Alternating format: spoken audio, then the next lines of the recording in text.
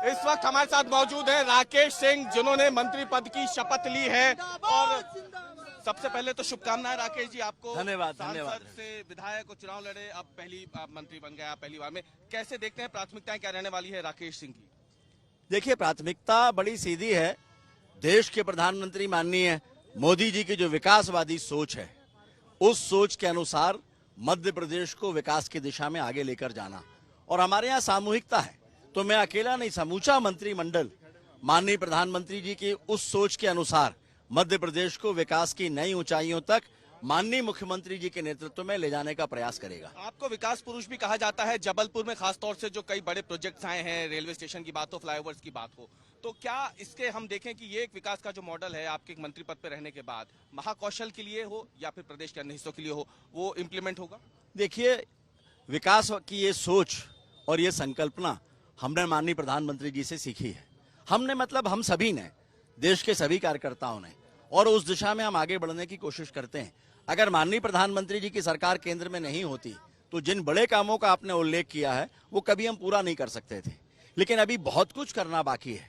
माननीय प्रधानमंत्री जी का मार्गदर्शन हमें समय समय पर हम सभी को मिलता है, और उस मार्गदर्शन के अनुसार मैंने जैसा कहा, विकास की नई ऊंचाइयों तक मध्य प्रदेश जाए, ये हमारा प्रयास होगा। एक आखिरी सवाल, आप लोकसभा में चीफ व्हिप भी रहे भाजपा के, कई महत्वपूर्ण समितियों में आप शामिल रहे, इसका कितना लाभ यहाँ पे आपको लगता है कि प्रशासनिक कसावट में आपको मिल सकता है? देखिए, इसके लिए कोई फॉर्मूला नहीं होता, 2 गुणित 2 बराबर 4 जैसा कोई फॉर्मूला नहीं होता।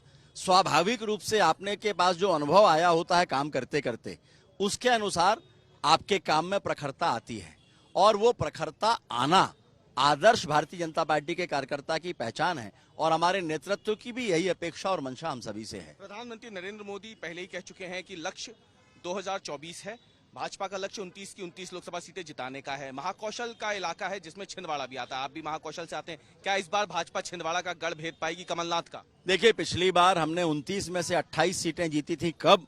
जब मध्य प्रदेश में सरकार कांग्रेस की बन गई थी। अभी तो केंद्र में सरकार हमारी है ही माननीय मोदी जी के नेतृत्व में, जिनकी लोकप्रियता जन जन तक है। मध्य प्रदेश में भी माननीय मोहन यादव जी के नेतृत्व में नई सरकार बन चुकी है। इस बार हम 29 में से 29 सीटें जीतने वाले हैं। आला कमान के लिए एक शब्द आखिर क्या रहेंगे? एक आखिरी सवाल मेरा, मोदी जी के लिए, आला कमान के लिए। माननीय मोदी जी जो देश के प्रधानमंत्री हैं, हमारे माननीय गृह मंत्री जी, हमारे माननीय राष्ट्रीय अध्यक्ष जी, इन सभी के प्रति आभार कि इन्होंने ये विश्वास व्यक्त किया हम जैसे कार्यकर्ताओं पर कि हम यहाँ पर भी चुनौतियों का सामना कर सकते हैं और अपनी जिम्मेदारी का निर्वहन कर सकते हैं। बहुत धन्यवाद। हमसे बात करने के लिए थे राकेश सिंह, जिन्होंने मंत्री पद की शपथ ली है और आज तक से खास बातचीत की है मंत्री पद की शपथ लेने के बाद। कैमरामैन अमरीश के साथ अवीश पाल सिंह, भोपाल।